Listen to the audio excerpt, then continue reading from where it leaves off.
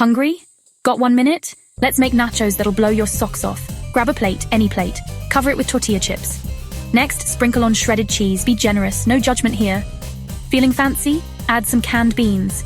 Black or pinto, whatever you've got. Now here comes the magic. Pop that plate in the microwave.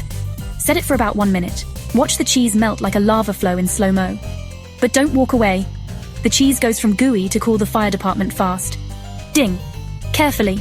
Seriously, it's hotter than a summer sidewalk. Take out your nachos. Top with salsa, sour cream, jalapenos, whatever makes your taste buds do a happy dance. That's it.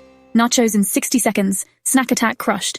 Tag a friend who needs this hack and let the cheesy goodness begin.